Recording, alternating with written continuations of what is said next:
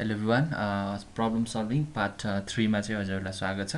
आजको यो एरे प्रब्लम सल्भिङको पार्ट 3 मा चाहिँ हजुरहरूले कुनै पनि अनसर्टेड एरेको चाहिँ लार्जेस्ट र स्मलेस्ट नम्बर चाहिँ कसरी फाइन्ड गर्न सकिन्छ भन्ने कुरा चाहिँ आजको यो भिडियोमा चाहिँ बुझ्नुहुन्छ हैन। अब सुरुमा चाहिँ जस्तै अनसर्टेड एरे भनेको चाहिँ जस्तै यो र्यान्डमली नम्बर हुन्छ 1 2 3 4 भयो अनि 10 चाहिँ यहाँ बीचमा आयो 5 6 यसरी भनेको चाहिँ हजुरको अनसर्टेड एरे भयो हैन। अब यो अनसर्टेड एरेबाट चाहिँ लार्जेस्ट नम्बर भनेको चाहिँ हजुर यसमा 11 भयो, स्मलेस्ट भनेको हजुरको 1 भयो। यसलाई चाहिँ कसरी निकाल्न सकिन्छ भन्ने कुरा चाहिँ आज हामीले यो भिडियोबाट चाहिँ बुझ्नेछौँ है त। अब सुरुमा चाहिँ हामीले के गर्न सकिन्छ भन्दाखेरि जस्तै एउटा लुप लाउन सकिन्छ हैन। त्यो लुपमा चाहिँ के गर्न सकिन्छ भन्दाखेरि हजुरको जस्तै त्यो एउटा भेरिएबल जस्तै मैले यसमा भेरिएबल डिफाइन गर्छु सुरुमा लेट हैन। लार्जेस्ट भनेको चाहिँ हजुरको एउटा भ्यालु इनिसियलाइज गर्छु हैन, 0 लाई इनिसियलाइज गर्छु अनि स्मलेस्ट भनेको चाहिँ मैले यो 0 चाहिँ किन इनिसियलाइज गरेको भन्दाखेरि म अहिले हजुरलाई म फेरि भन्छु है यसको। जस्तै अब यसमा चाहिँ के गर्ने भन्दाखेरि हजुरको लार्जेस्ट भनेको चाहिँ भ्यालुज अफ 0 गरेछ नि हैन। जस्तै अब यसमा चाहिँ मैले अब लार्जेस्ट भनेर चाहिँ 100 बनाएर हैन। अब जस्तै यसमा चाहिँ अब 11 सम्म मात्र छ नि त हैन। अब जस्तै अब यसमा त जहिले पनि हामीले कम्पेयर गर्दाखेरि चाहिँ अब लार्जेस्टसँग कम्पेयर गर्यो भने चाहिँ के हुन्छ भन्दाखेरि जहिले पनि 100 नै रिजल्ट दिइरहने भयो नि त हैन। जस्तै अब अहिले एक्जाम्पल गरौँ पहिला हैन। पहिला यसलाई लेखौँ अनि त्यसपछि हजुरले बुझिहाल्नुहुन्छ यो मैले भन्न खोजेको के हो भनेर।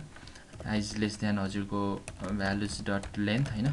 अनि त्यसपछि i प्लस प्लस गर्यो अनि त्यसपछि इफ गरे हैन। अनि त्यसपछि लार्जेस्ट नगरौँ अनि त्यसपछि भ्यालुज को i चाहिँ के छ अरे भन्दाखेरि ग्रेटर देन लार्जेस्ट छ अरे हैन। अब हामीले यसमा चाहिँ लार्जेस्ट निकाल्न लागेको हैन, यो नगर्दा नि हुन्छ। लार्जेस्ट भनेको चाहिँ हजुरको भ्यालुजको हजुरको i भयो हैन। यसरी चाहिँ लार्जेस्ट भयो हैन। अब चाहिँ यसमा चाहिँ मैले किन त्यो 0 लेखेको भन्दाखेरि चाहिँ अब हजुरहरूले बुझ्नुहुन्छ क्या। किन भन्दाखेरि जस्तै अब मैले यसमा चाहिँ अब मैले जहिले पनि लार्जेस्टसँगै कम्पेयर गरिरहेको छु नि त हैन। यदि लार्जेस्ट भन्दा चाहिँ हजुरको त्यो भ्यालु चाहिँ बढी छ भने चाहिँ के गर्ने भन्दाखेरि हजुरको लार्जेस्ट चाहिँ रिप्लेस गर्ने हैन। त्यो जुन चाहिँ बढी छ त्यो नम्बरले रिप्लेस गर्ने भनेको छ नि हैन। जस्तै अब मैले यसमा 100 लेखेँ हैन।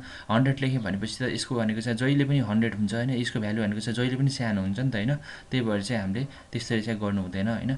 जहिले पनि एउटा भ्यालुलाई अब जुन पनि हुन सक्छ। जस्तै यसमा 9 एको 0 नभएर एको 1 2 3 4 अब जतिवटा यो एरे इलिमेन्ट छ हैन त्यो अनुसार चाहिँ हामीले 0 1 2 इन्डेक्स चाहिँ दिन सकिन्छ है।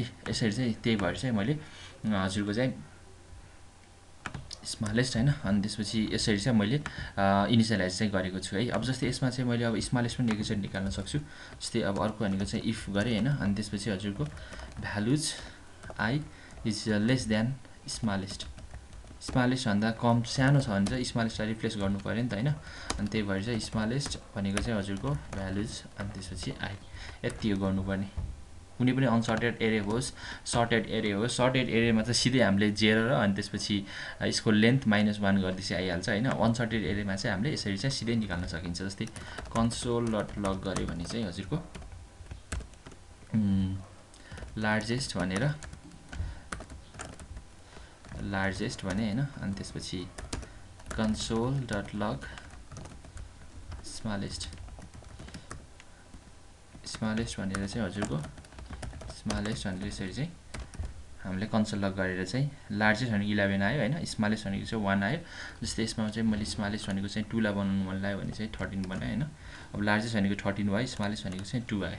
यसरी चाहिँ हामीले कुनै पनि अनसर्टेड एरेको चाहिँ लार्जेस्ट या smallest integer number or elements चाहिँ हैन निकाल्न सकिन्छ यसरी। अब नेक्स्ट भिडियोमा चाहिँ हामीले अर्को एउटा प्रब्लम एरेको एउटा छुट्टै अर्को फेरि नयाँ प्रब्लम चाहिँ सिक्नेछौँ है त। हस्।